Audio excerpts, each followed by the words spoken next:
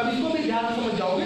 देखो नेचुरली अगर आप लोग पोलराइजेशन को समझे तो हमारे इस बोर्ड पे कुछ जो है ग्लेयर क्रिएट हो रहा होगा, चकाचौंध चमक रहा है बड़ी तेज, वो चमक रहा है इसी की वजह से, वहाँ लाइट पोलराइज हो रहा है।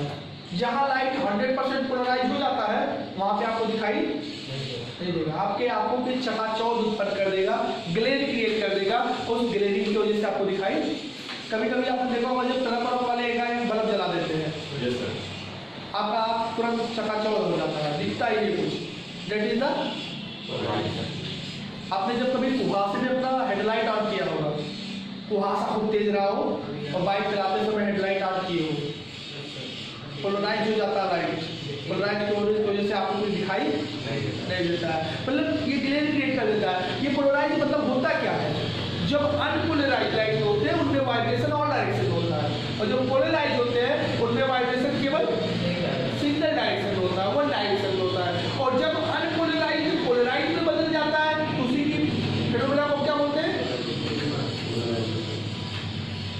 क्या बोलते हैं, polarisation. Unpolarised light converted into polarised light and the process is called, events is called. ये कहाँ पे होता है, कुछ जगह हम कर लेते हैं और कुछ जगह अपने आप हो जाता है, जैसे रिफ्लेक्शन में होता है, या रिफ्लेक्ट हो रहा है लाइट नहीं, वहां से लाइट आ रही होगी, ये स्मूथ सरफेस है, यहाँ से रिफ्लेक्ट हो रहा होगा कि नहीं, तो रिफ्लेक्शन में होता है पोलराइजेशन। रिफ्लेक्शन में भी पोलराइजेशन होता है। रिफ्लेक्शन क्या होता है, जब light change over medium to other medium, तभी आपका क्या होता है, पोलराइजेशन होता है। और जब आपकी स्कैटरिंग होती है, स्कैटरिंग मतलब जानते हो ना, लाइट को फैलना, स्कैटर्ड होना, और स्कैटरिंग में भी आपका पोलराइजेशन होता है। और इसी टॉपिक को हमारे डॉक्टर सीवी रमन का नाम सुने हो, सीवी रमन, आपके साउथ के एक साइंटिस्ट रहे हैं, उन्होंने इसी पे सिर्फ दिया है, रमन इफेक्ट। लोग पहले जानते थे कि रिफ्लेक्शन जहाँ होता है वहां पे पोलराइजेशन होता है। ये रिफ्लेक्शन की वजह से चमक रहा है, जहाँ तुम्हें चमक रहा है ना, कहीं कहीं हो रहा है नहीं, ग्लेयरिंग, वो ग्लेयरिंग पोलराइजेशन का हो रहा है। और यहाँ जो पोलराइजेशन हो रहा है वो किसका अंडर हो रहा है, रिफ्लेक्शन। लाइट रिफ्लेक्ट हो रही है, उसी रिफ्लेक्शन में पोलराइजेशन भी कहीं कहीं पर हो रहा है। रिफ्लेक्शन होता है जब refraction, rare medium denser medium वो वन टू अदर, तब भी पोलराइजेशन होता है। लेकिन स्कैटरिंग में भी होता है, ये बात किसने बताया, डॉक्टर सीवी रमन, और उसमें उन्होंने नोबेल प्राइज दिया गया, मतलब वो उसमें नोबेल प्राइज पाए थे, हमारे इंडियन साइंटिस्ट रहे। उन्होंने दिखाया कि जो स्कैटरिंग होती है वहाँ भी पोलराइजेशन होता है, और वो जो आपको कुहासे में लाइट की वजह से नहीं दिखता है वो स्कैटरिंग की वजह से है, वहाँ भी लाइट पोलराइज हो रही है ड्यू टू स्कैटरिंग। यहाँ जो भी ग्लेयरिंग क्रिएट हो रहा है वो लाइट पोलराइज हो रही है ड्यू टू रिफ्लेक्शन। और जो कैमरा से आप फोटो लेते हो ना, वहाँ भी लाइट पोलराइज होती है, फोटो बढ़िया नहीं आता है तो हम आगे बचा उचा के पोलराइज लगाया हुआ, पोलराइज लगा होता है, आगे बताइए क्या होता है, उसके अकॉर्डिंग हम पोलराइजेशन को रिमूव करते हैं तब हमें फोटो बढ़िया आता है। वहाँ पे जो पोलराइजेशन होता है वो किसके दौरान होता है, ड्यू टू रिफ्लेक्शन। यहाँ जो चमक रहा है, जो आपकी आंखों पे ग्लेयर क्रिएट कर रहा है, वो पोलराइजेशन है, और वो रिफ्लेक्शन के ड्यूरेशन में हो रहा है। जो आप फोटो खींचते समय पोलराइजेशन इफेक्ट देखते हो वो रिफ्लेक्शन की वजह से होता है। जो आप कुहासे में लाइट की वजह से रिफ्लेक्शन पोलराइजेशन को फील करते हो वो स्कैटरिंग की वजह से होता है। और स्कैटरिंग वाली बात डॉक्टर सीवी रमन ने बताया था, क्योंकि साइंस इस चीज को नहीं जानती थी, उन्होंने बताया, प्रूव किया, उसको थीसिस दिए और उसको क्या किया गया। तो हम लोग देखते हैं कि कैसे हम डिफाइन करेंगे पोलराइजेशन। पोलराइजेशन को डिफाइन करने से पहले आपको दो चीजें डिफाइन करना पड़ेगा, अनपोलराइज्ड लाइट और पोलराइज्ड लाइट। बताते हैं the light in which the particle of medium vibrate in all direction, the light in which all particle of medium vibrates in all direction is called unpolarized light. It is also called natural lights. But the light in which medium particles vibrate in only one direction is called polarized light. ये दो बातें आपको बताना पड़ेगा, फिर आगे हम बताएंगे। When unpolarized light pass through the tourmaline crystal, then it convert into polarized light, and the phenomena is called, समझ में आया क्या है पोलराइजेशन। जिस लाइट में वाइब्रेशन ऑल डायरेक्शन में होता है उसे अनपोलराइज्ड लाइट कहते हैं, और जिसमें केवल एक डायरेक्शन में होता है उसको पोलराइज्ड लाइट कहते हैं। और जब कोई अनपोलराइज्ड लाइट टूरमैलिन क्रिस्टल से पास होता है तो पोलराइज्ड में कन्वर्ट हो जाता है, और इस पार्ट को हम क्या कहते हैं? पोलराइजेशन। क्लियर हो? पोलराइजेशन के बाद में हम अगर बात करें तो यहाँ पे दो फेज आते हैं, plane of vibration and plane of polarisation. जब इसको पढ़ोगे, अच्छा ये किसके लिए है? पोलराइज्ड लाइट के लिए। जब आपके पास कोई पोलराइज्ड लाइट होती है तो उसमें वाइब्रेशन कितने डायरेक्शन में होंगे?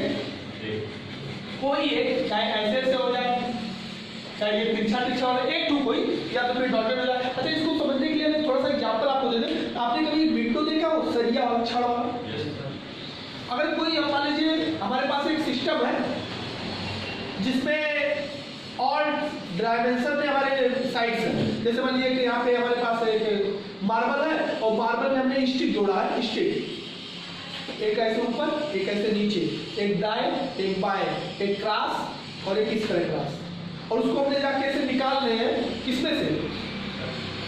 उस विंडो से। तो बताओ पूरा निकल जाएगा? कौन वाला निकलेगा?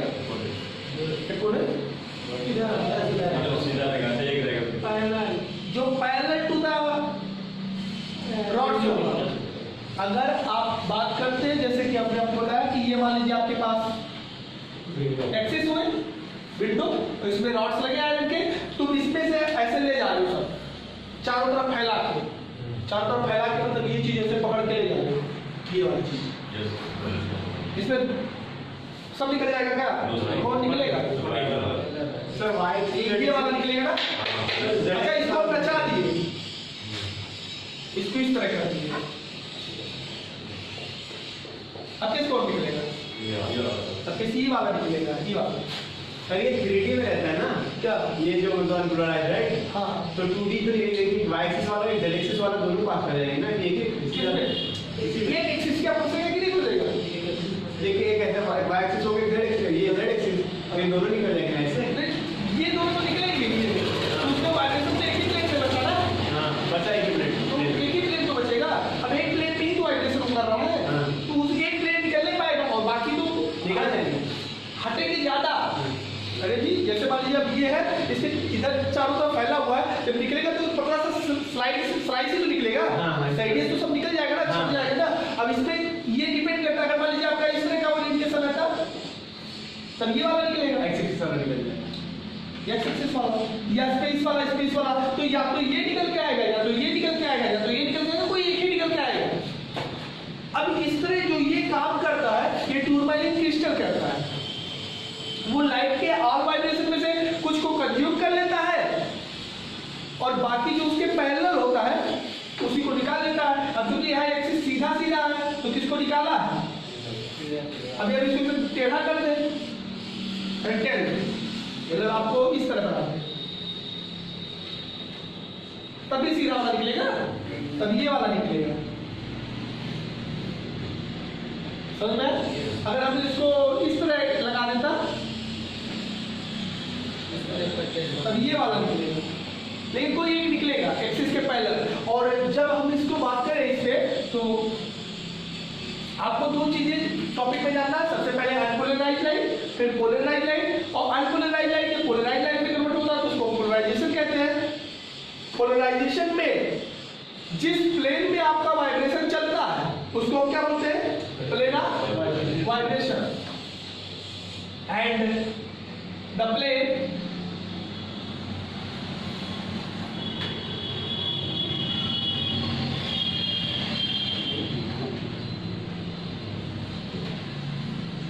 that is perpendicular to the vibration plane is called plane of polarization।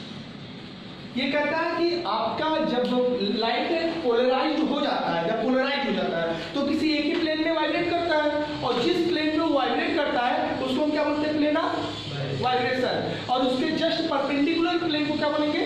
Plane of polarisation. And both are mutually perpendicular. Perpendicular यही बात बोल रहे थे आप, ये एक्स और जेड के जब दो प्लेन इतना आ जाएंगे। अब इसको देखो, मान लीजिए इस तरह का है प्लेन।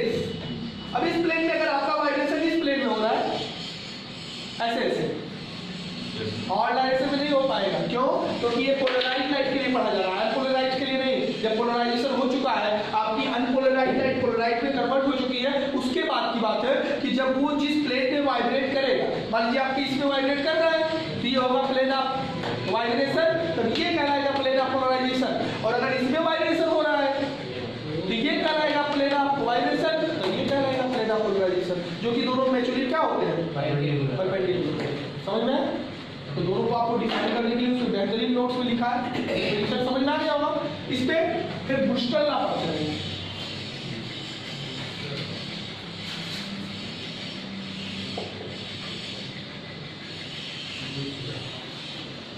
ब्रूस्टर लॉ की अगर बात करें तो ब्रूस्टर लॉ क्या बोलते हैं? इनका कहना है कि जब कोई लाइट इंसिडेंट होती है स्मूथ सरफेस पे, इसको क्या बोलेंगे? इंसिडेंट। और ये क्या है? Natural light. कौन सी लाइट है? Natural light. जब ये कभी इंसिडेंट होती है तो वो उसका कुछ पार्ट आपका रिफ्लेक्ट होता है और कुछ पार्ट रिफ्लेक्ट होता है। पॉलिश सरफेस नहीं। अभी तक आपने क्या पढ़ा कि जहां रिफ्लेक्शन पढ़ते थे वहां तुम यही जानते थे कि लाइट जब किसी स्मूथ सरफेस पे फाल होती है तो वो रिफ्लेक्ट हो जाती है। ऐसा समझे थे कि फिर आगे बढ़ते रिफ्लेक्शन में कि जब कोई लाइट एक मीडियम से दूसरे मीडियम में कन्वर्ट हो जाती है, मूव करती है, तो अपने पाथ से डिविएट होकर नॉर्मल की तरफ हो जाती है। बट होता दोनों एक साथ अलग है। रिफ्लेक्शन में 99% रिफ्लेक्ट होता है और 1% तो रिफ्लेक्ट को छोड़ देते हैं लोग। और रिफ्रैक्शन में 99% रिफ्लेक्ट होता है, 1% रिफ्लेक्ट होता है, इसको छोड़ देते हैं। समझ में? जब रिफ्लेक्शन पढ़ते हैं, रिफ्लेक्शन तो हम सिर्फ ये लेते हैं, ये वाला छोड़ देते हैं 1%। और जब हम रिफ्लेक्शन पढ़ते हैं तब ये वाला लेते हैं, तब इसको छोड़ देते हैं। मतलब जब रिफ्लेक्शन पढ़ते हैं तो रिफ्लेक्शन खाली पढ़ते हैं, जब रिफ्लेक्शन पढ़ते हैं तो खाली रिफ्लेक्शन पढ़ते हैं। बट एक्चुअली तो ये होता है कि कोई भी लाइट अकेले रिफ्लेक्ट या रिफ्लेक्ट दोनों एक साथ होती है। अब एक ज्यादा होता है और एक, जैसे आपकी लाइट जब इस पे गिर रही है तो 99% तो रिफ्लेक्ट हो रहा होगा, लेकिन 1% अंदर नहीं घुस रहा होगा, रिफ्लेक्ट हो रहा होगा। अलग जब रिफ्लेक्शन पढ़ते हो, मिरर पढ़ते हो, वहां रिफ्लेक्शन को इग्नोर कर देते हो। और जब तुम वो पढ़ते हो कि हवा से पानी ले गया, पानी से हवा में आया, मीडियम चेंज कर करके, तो वहां पे तुम क्या पढ़ते हो? रिफ्लेक्शन। तब तुम रिफ्लेक्शन को इग्नोर करते हो। यहाँ ब्रूस्टर दोनों को ले रहे हैं कि जब लाइट 100% आएगी तो उसमें कुछ पार्ट क्या हो जाएगा? रिफ्लेक्ट। रिफ्लेक्शन वहां पढ़े हो ना, मीडियम चेंज होगा तो बेट होगा, और रिफ्लेक्शन भी होगा, रिफ्लेक्शन भी होगा, रिफ्लेक्शन भी होगा। कुछ परसेंट का रिफ्लेक्शन होगा और कुछ का, तो लाइट जितना आया उसमें कुछ तो रिफ्लेक्शन लॉ के अकॉर्डिंग रिफ्लेक्ट हो जाएगा और कुछ रिफ्लेक्शन लॉ के अकॉर्डिंग रिफ्लेक्ट हो जाएगा। रिफ्लेक्ट और रिफ्रैक्ट में अलग है, जानते हो कि नहीं? रिफ्लेक्ट इसको बोलते हैं, ये वाला,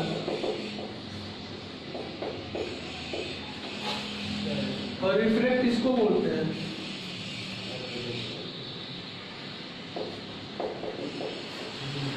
इसमें स्मेल ना चलता है, इसमें आई इक्वल आर चलता है, इसमें sine i by sine r equal to n चलता है। कुछ याद आ रहा पीछे वाला?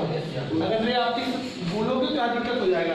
ये कहते हैं according to Brewster law, if light incident on a smooth surface then partial part of the light polarised. If any light ray, any unpolarized light incident on a smooth surface, then it polarized partially, या it partially polarized। जब कोई भी light किसी smooth plane पे आती है तो थोड़ा सा पोलराइज हो जाती है। या जितने लाइट इस पूरे स्मूथ सरफेस पे आ रहे होंगे सब पोलराइज हो रहे हैं, या वहां सब हो रहे हैं, थोड़ा थोड़ा चमक हट रहा है। लेकिन जब वो एंगल ऑफ पोलराइजेशन पे आता है तो 100% पोलराइज होता है। वो जो जहां ज्यादा चमक रहा है वहां 100% पोलराइजेशन हो रहा है। मतलब वहां से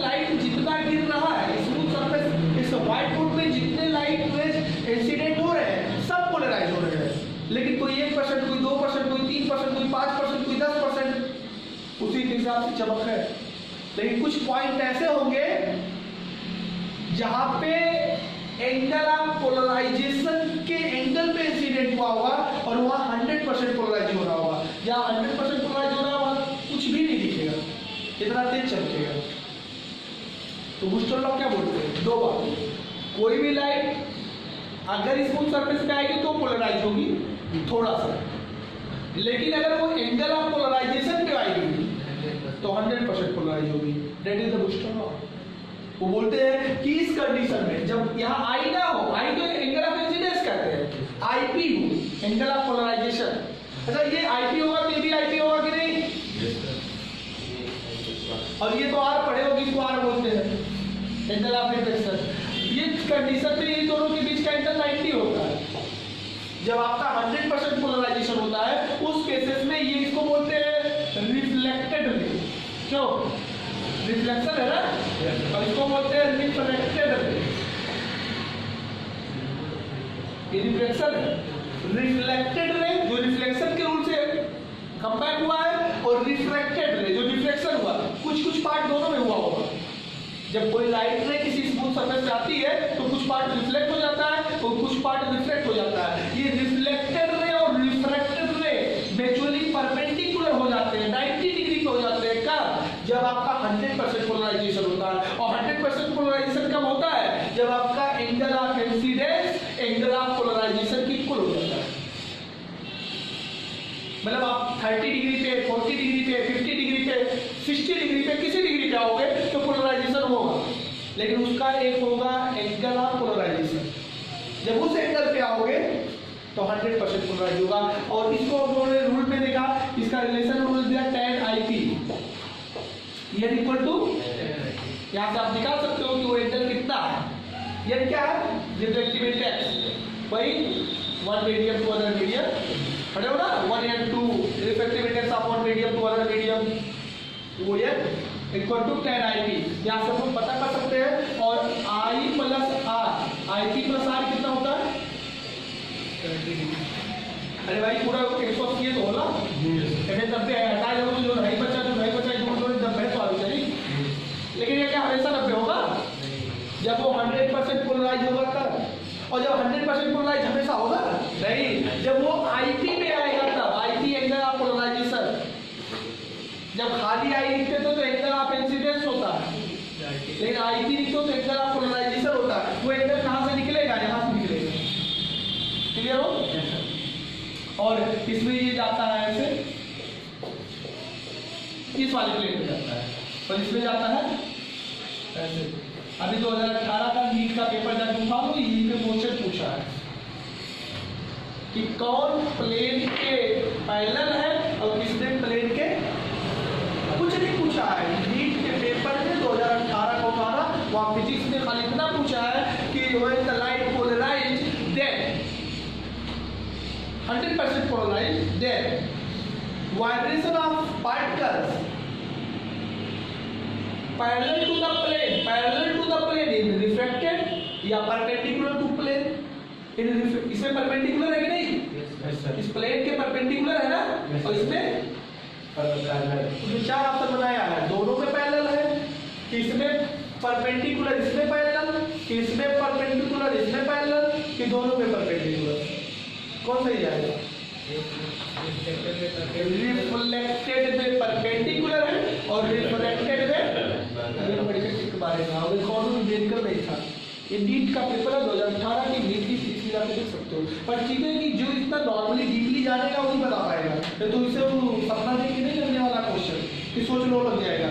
हम क्या बता रहे हैं? बूस्टर लॉ पे एक लॉ दी है, वो बता रहे हैं कि if any light incident on the smooth surface then it partially polarized, थोड़ा थोड़ा polarized, but when it incident on the angle of polarization then it becomes 100% polarized।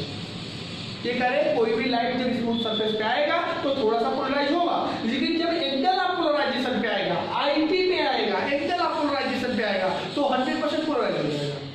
और उस कंडीशन में जो रिफ्लेक्टेड रे है और जो रिफ्रैक्टेड रे है वो म्यूचुअली परपेंडिकुलर हो जाएंगे, मतलब 90 डिग्री हो जाएंगे, और ये दो लॉ वैलिड हो जाएंगे आपके लिए। यूपी बोर्ड के ऑब्जेक्टिव प्रॉब्लम में आया था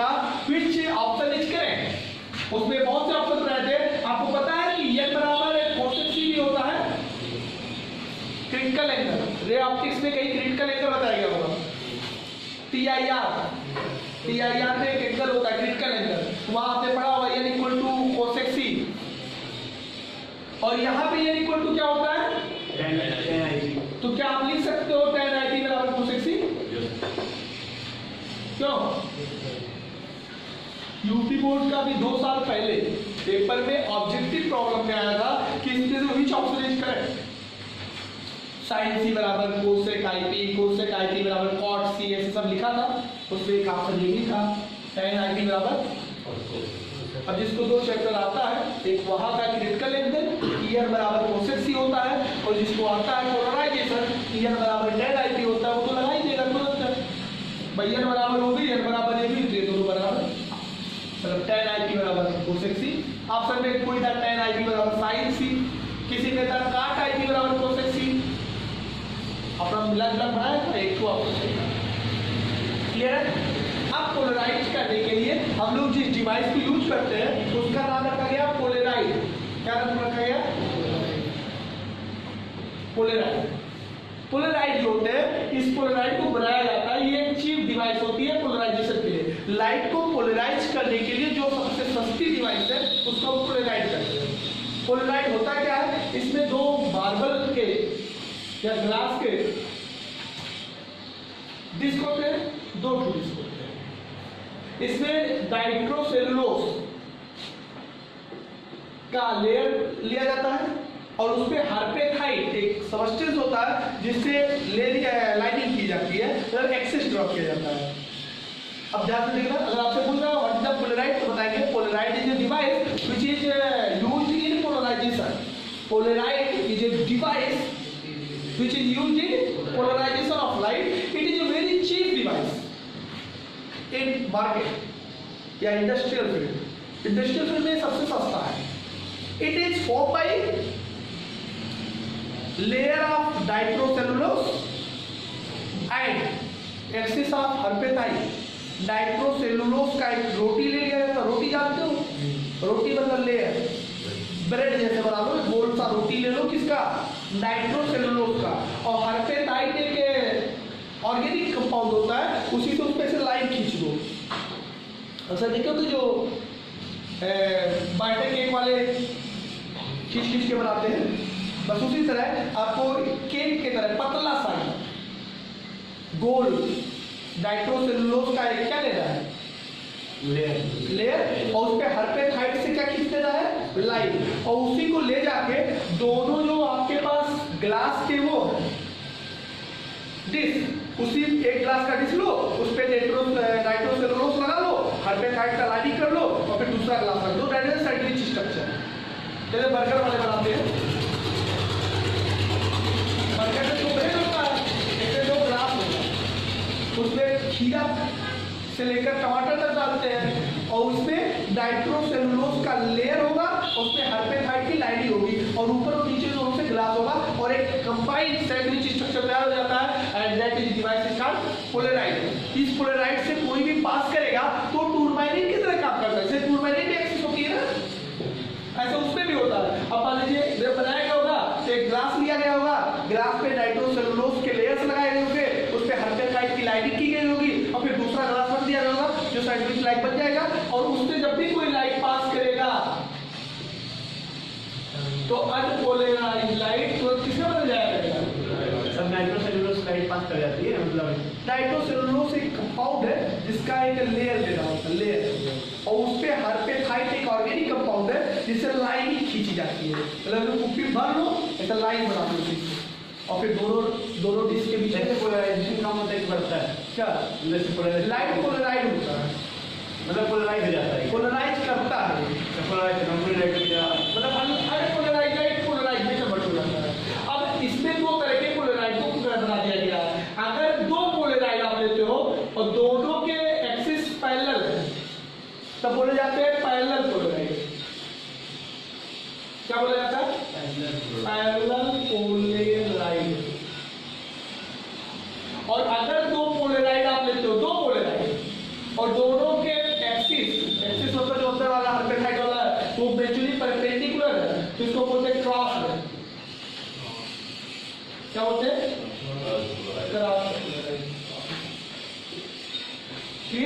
So there are two types of the polarite. First is the parallel polarite, in which two polarites have the parallel axis. And if two polarites in which the axis virtually perpendicular to each other, that is called crossed polarite. अब इन दोनों के पोलराइट से use करके हम लोग एक law पढ़ते हैं, बैलेंस लॉ। देखते हैं क्या बताते हैं।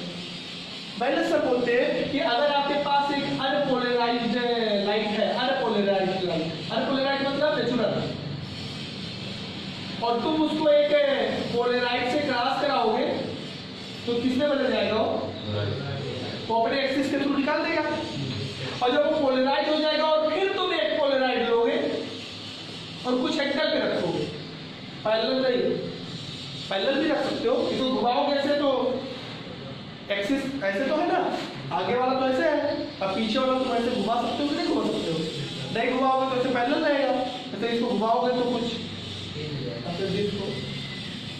तो यहाँ से जो लाइट इमिट होगी उसकी इंटेंसिटी बदल जाएगी।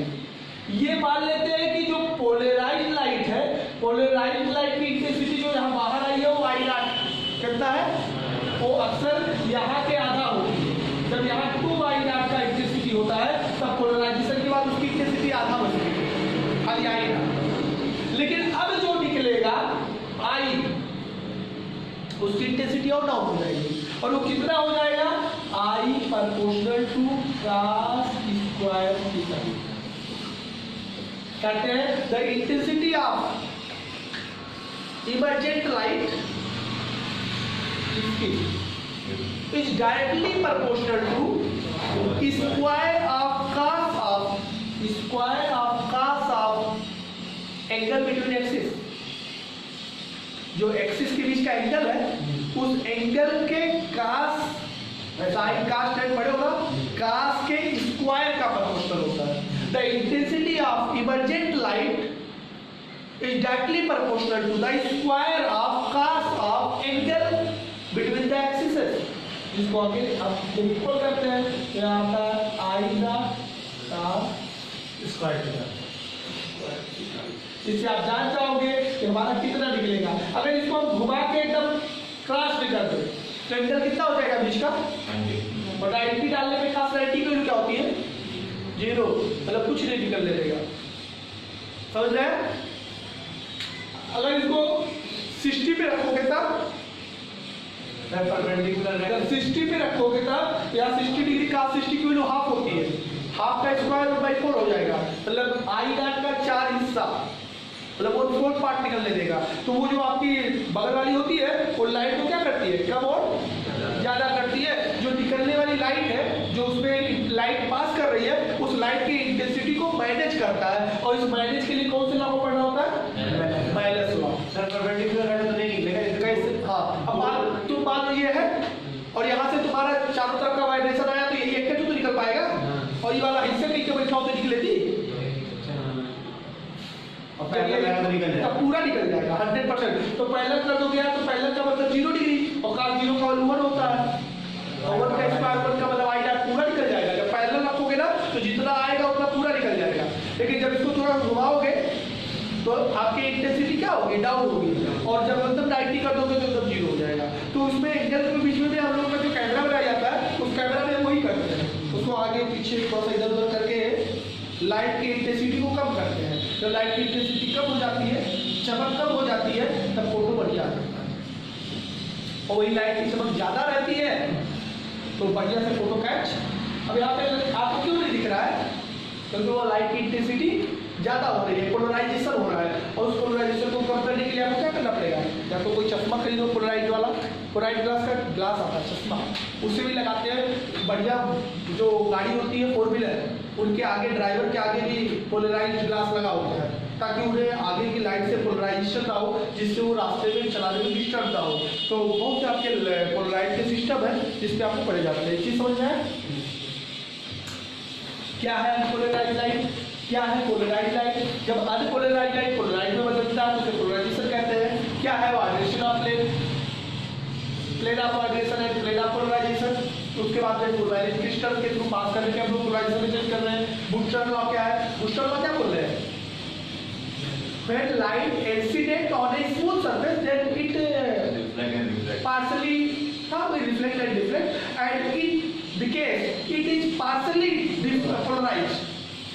When any light incident on a smooth surface, then it partially polarized, but it incident on angle of polarization, then it completely polarized.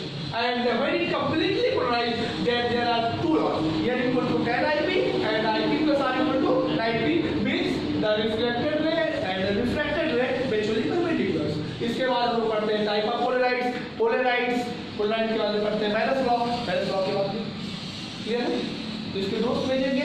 Notes ये बहुत बेहतरीन तरीके से हर एक टॉपिक को शॉर्ट लैंग्वेज में लिख के बनाया गया है। आप उसको आप पढ़ोगे तो आपको समझ में